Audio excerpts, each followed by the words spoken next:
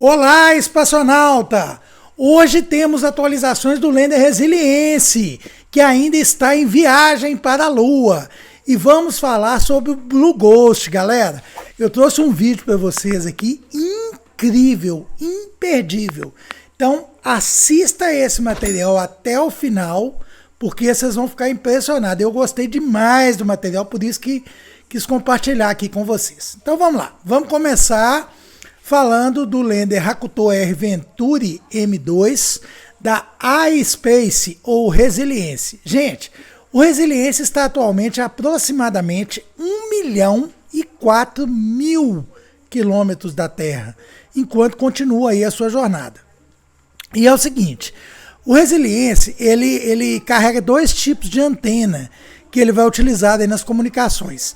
Nessa última semana aí, os engenheiros da Aerospace, no Centro de Controle da Missão Hakuto R MCC em Tóquio, realizaram uma verificação na antena de alto ganho, na High Gain Antenna, HGA, do Resiliência, que desempenhará um papel importante nas operações de superfície ao transmitir grandes volumes de dados do módulo de aterrissagem Resiliência e também do rover Tenacious e dos clientes de carga útil, né, para a Terra. Atualmente o Resiliência está viajando a aproximadamente 1.512 km por hora na fase de transferência de baixa energia e aproximando-se cada vez mais da Lua, né? Então já está na segunda parte dessa fase de transferência de baixa energia. Essa antena aí, a HGA que eu acabei de citar, é mais ou menos igual aquela antena de alto ganho do Blue Ghost. Lembra que quando o Blue Ghost transmitiu a primeira imagem do eclipse, eles estavam esperando o equipamento aquecer de novo para poder usar lá a antena de alto ganho deles? Então é isso aí, porque eles têm uma antena mais tranquila, que demora mais a transmitir os dados e tal e coisa, e essas antenas que são antenas de alto ganho. Por quê? Porque esse tipo de missão, igual foi a Blue Ghost, igual é a Resiliência, eles não têm um orbitador em órbita lunar para poder receber os dados do solo e retransmitir para a Terra. Então eles têm que retransmitir direto, precisam de antenas de altíssima potência. Tá certo?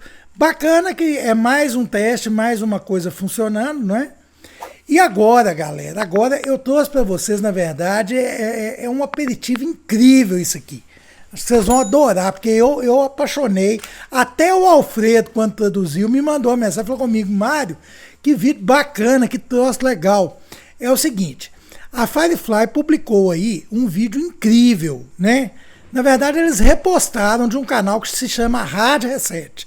Eu vou deixar na descrição desse vídeo aqui o link para o vídeo original e aí, consequentemente, para o canal, para vocês conhecerem, que vale a pena. O vídeo, gente, ele é muito divertido. Ele mostra aí os bastidores de montagem do Lander Blue Ghost, faz algumas entrevistas lá, principalmente com o pessoal da engenheiros, a diretora de voo, a navegadora, muito legal. E ele tem uma pitada bem sarcástica, assim, um humor bem sarcástico, e ele dá uma espetada, que isso aí para mim foi o máximo. Ele dá uma espetada, principalmente na intuitivatismo, muito legal. Então vocês não podem perder isso não. Tá certo, gente? Olha só, vale a pena assistir cada segundo. E claro, né? Esse vídeo foi traduzido, como eu já tinha falado aqui, legendado por nosso amigo Alfredo Lopes Moraes de Portugal. Então, você já sabe, né? Manda aí aquele salve aqui nos comentários para o Alfredo, né? E Alfredo, muito obrigado por isso aí, viu? Porque realmente a sua contribuição aqui para o canal, acho que hoje em dia não existiria Nerd aos 50 sem Alfredo, né? Porque o Alfredo faz muita diferença aqui no canal, né? Vamos lá para o vídeo então? This is the Blue Ghost lunar lander that just recently landed beautifully, upright and softly on the moon. Crashed horribly on the moon. Landed on the moon and then encountered the Vogon constructor fleet on its way to demolish Earth. We have no idea, it hasn't happened yet, so we're covering our bases. But don't panic. We'll find out by the end of the episode. The point is, humanity is finally taking its first steps towards colonizing the moon.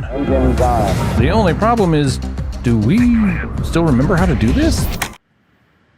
Let me think about it. These are the folks trying to take us back to the moon and beyond. And failure is very much an option. This is Hard Reset. Welcome to Firefly Aerospace, a company that makes rockets, spaceships, and pajamas. We call it the pajamas of the lander. So when you look at something like a drawing in CAD, we have the PJs on and the PJs off. Well, there you have it. Pajamas. This is Will. And do I look at you or look at the camera? Or? Never look at the camera. Okay. Yeah, it enrages him. This is Blue Ghost, their first moonlander, which will absolutely, positively be landing softly and upright on the surface of the moon very soon. We came to see it before it headed into space so that I could try and touch something that was going to the moon. How often do people try and touch the lander? Too often, and right now it's powered on, so now it's especially verboten. Probably a bad idea, yeah. All right. I was not allowed to do that. This looks like copper. Is it copper? That is actually capped on. It's actually got a ITO coating that keeps it from gathering dust after we land. Yeah, I think something that a lot of people don't appreciate is how hand-built these spacecraft are. All of this is sewn like on machines by hand. So tell me about how this is going to land. We have a number of different engines on the vehicle. There are 2 on every side, and those pulse to change the thrust as we're coming down. When we reach the surface, you'll see these feet are canted out. Those will go flat, it will trip a sensor, and that will signal engine shut off. So you have 10 different scientific payloads. Where are they and how do they work? Up top, a red cap on this gimbal swivels around to look back at Earth. That's got our high gain antenna on it. Under that cap is a retroreflector. And then it has a GNSS receiver on it to try and measure GPS or GNSS signals out as far as the moon, which is about double what's ever been done before. There's a red RBF poking out right here. There are actually 4 probes similar to that shoot out in 4 different directions and land on the lunar surface for a lunar magnetotelluric sounder to try and look at the interior of the moon. It sends waves down into the surface. Okay, so it's like a sonar? Or like sort of, yeah. Okay. We have an instrument that's drilling down the surface, measuring the thermal gradient. Perhaps like a subterranean habitat would be best suited for astronauts because it's more thermally stable. You can actually see pointing right at us is one of our vision navigation cameras.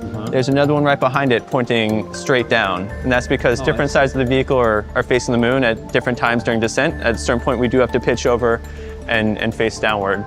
There are also 10 payload cameras that we are flying. So it should be a very heavily imaged mission. Right. We get 10 megabits per second down, roughly equivalent to HD video from the surface of the moon. We also, right here, have what's called the rack payload that's looking at how regolith interacts with different materials. And you can see there's different materials exposed there on a wheel. Oh, yeah. Those turn on a turntable, and there's a camera that images those to see how does lunar regolith interact with all these different materials. Firefly is a private company trying to do something that until recently was too big for anything except governments. This lander is part of the Commercial Lunar Payload Services program through NASA. It's trying to see if we can do what was done during the Apollo era, but for just fractions of the cost using newer technologies. So things like vision navigation. Can we make this affordable, and can we make it commercial so the government isn't footing the bill every time?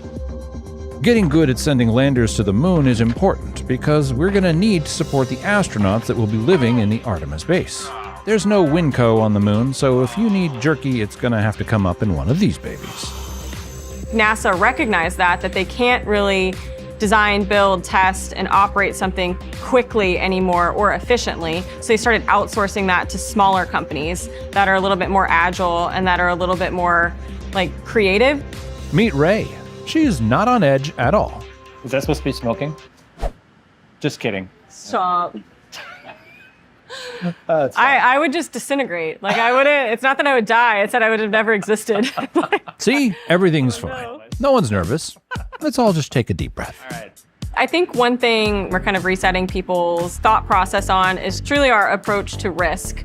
That's a very distinct difference between us, NASA, or larger heritage aerospace companies, is how do we approach risk, how do we manage risk in a way where we can still move quickly and be flexible and be agile. I think social media shows us this perfect world of everything. That kind of ingrains into a lot of us of thinking everything we have to do is perfect. It has to be perfect the first time, and it's never the case. It's absolutely never the case. This is Annie. You might recognize her from the background of Ray's interview shot. Hi, Hi, my name is Annie Vo Cohen. I am a assembly integration and test engineer. My primary role is to help land our lunar lander on the moon upright, successfully, soft landing. The way that I was taught was to iterate as fast as we can, break it, learn it, understand it, to build it better and more robust so that we're confident in our systems. So we want to get the engineers out of the cycle of analysis as quickly as possible and actually go build something and break something, because we think that that's the fastest way to learn, with the goal of not being perfect, with the goal of being good enough. I think our structure is a really good example of that. We tested it, it broke, we learned a lot, we recalibrated our model and retested it. We were able to do that really, really quickly because we weren't afraid to break something. And that doesn't mean you're doing things in an unsafe manner or that you're being reckless. It just means that you're not so scared to fail. I think that's important. Companies like Firefly are taking the space program and making it more affordable. That's important, because if we did this the old-fashioned way, we'd pretty much bankrupt the entire Earth's economy very quickly. Economics of the moon are very bonkers. It's $1 to $2 million per kilogram to get something to the surface of the moon. So you can imagine a full water bottle is about $1 million to the surface of the moon. A lot of the Apollo programs, they ended with a B, $1/3 trillion, multiple billion-dollar projects over decades. It's really important for us to be like $100 million range because it's more about shots on goal.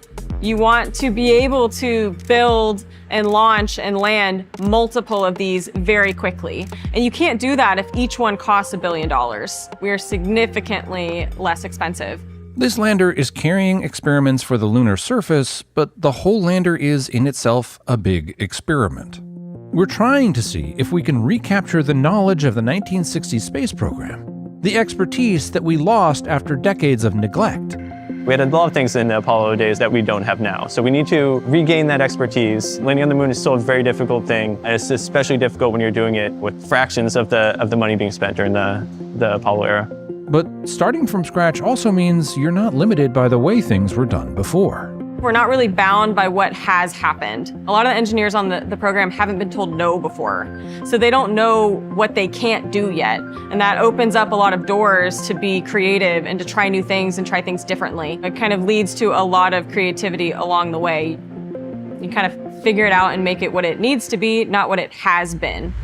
Getting good at going to the moon is just like getting good at anything else. It takes a lot of practice. But if you want to get to 10,000 hours without spending $1 kajillion, you probably need to run some simulations.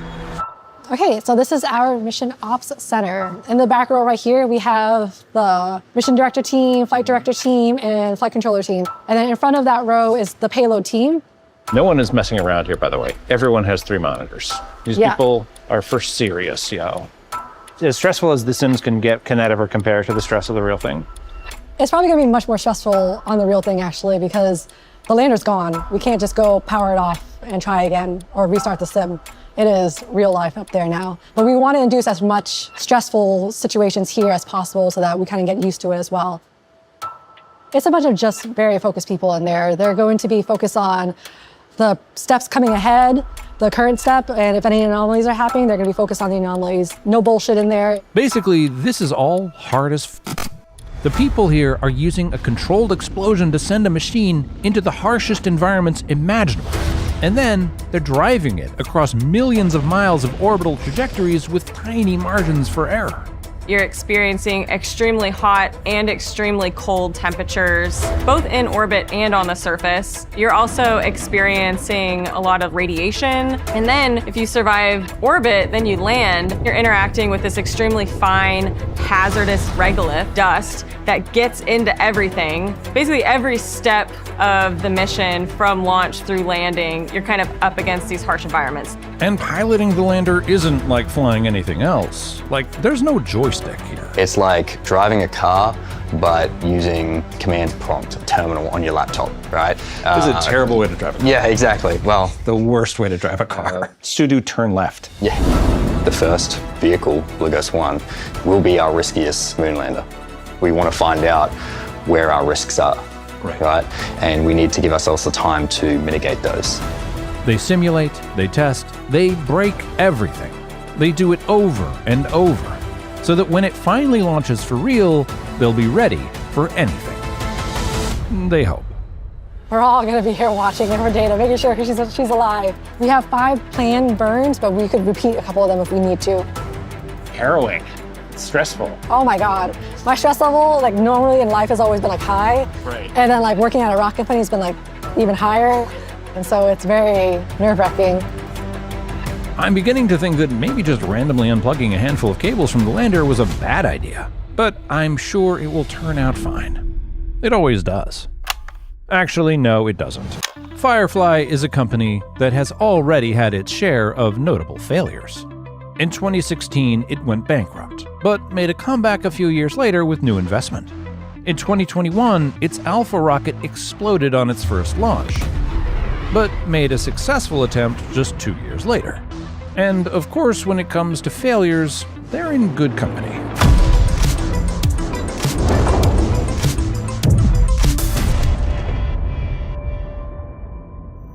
This is the first CLIPS mission to land on the moon, flown by Intuitive Machines. It didn't stick the landing. That's probably part of why everyone here at Firefly keeps compulsively saying soft and upright like it's their personal mantra. Soft, upright landing. Landing upright and softly. Softly, upright. Soft and upright. Soft and upright. We speak it into truth. We manifest our destiny, right? So we try to make sure that we speak the positive words to the lander so she knows what she needs to do, which is just land upright softly. 5, 4, 3, 2, 1.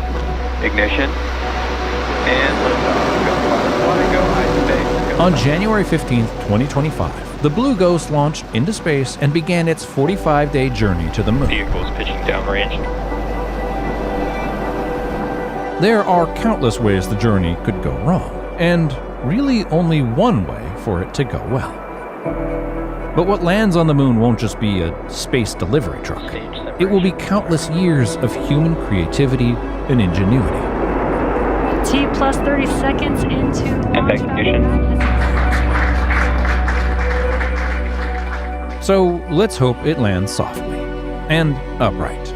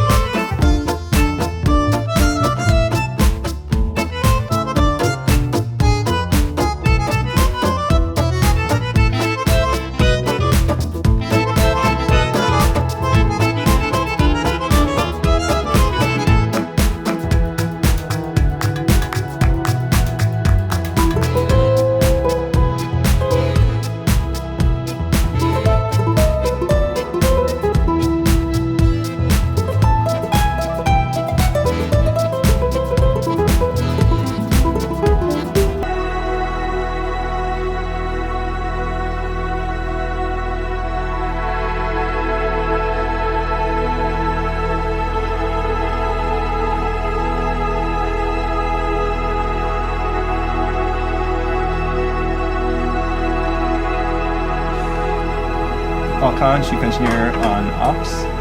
Y'all select the landing. We're on the moon.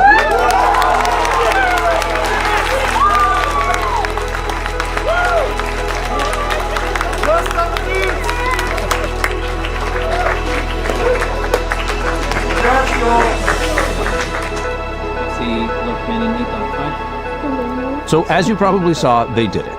Firefly was able to land the Blue Ghost lander soft and upright on the surface of the moon, and they're conducting their experiments right now as I record this. One thing I want to note, though, is that culturally, we tend to think of a success story like this as separate from a failure story. But they're actually the same story. All those failures in the past are what led up to a success like this. This is an incredible achievement. This is another giant leap forward in our ability to explore space and find this new horizon where we can build and create a better future for everybody. So picture a scenario where we don't just recapture the knowledge we need to get to the moon, but how to keep going. This is one of the first steps towards building a permanent colony on the moon, or on Mars, or anything outside of Earth's orbit. It's one of the first steps in a journey that will take us further than we've ever been before. And let's be honest, this is all very expensive. Even with reusable rockets and scrappy startup approaches, this mission costs roughly $100 million. That's a risk. That's money we could have spent on Earth. But these investments we make in exploring our world or our universe have always paid dividends. That drive to explore these frontiers is what forces us to be creative and inventive. And in a way, it's what's always shaped our future. To 99% of people, space is a dream. It's almost science fiction. One day kids will wake up and it's not science fiction. We want space to be for everyone. Thanks for watching. I hope you enjoyed this episode of Hard Reset. And if you want to keep supporting our show, please subscribe, please click the bell, and please let us know if there's other topics you'd like us to cover. This is like the Captain Kirk chair. So tell me about what Captain Kirk does here. I'm so sorry. I never watched Star Trek. Sorry. Oh, I'm sorry. I'm so sorry. For you. I know. Come on. All right, I'll restart that.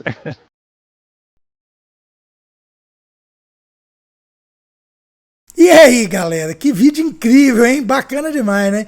O vídeo ele consegue ser um vídeo divertido, informativo, obviamente, sarcástico e emocionante, né? Então, assim, bacana demais. Cara, de parabéns esse canal aí do Rádio Reset, viu? Ó, o link pro vídeo original do canal Rádio Reset tá na descrição aqui do canal, na descrição desse vídeo aqui do canal. E eu vou convidar todos vocês o seguinte, dá um pulinho lá, né?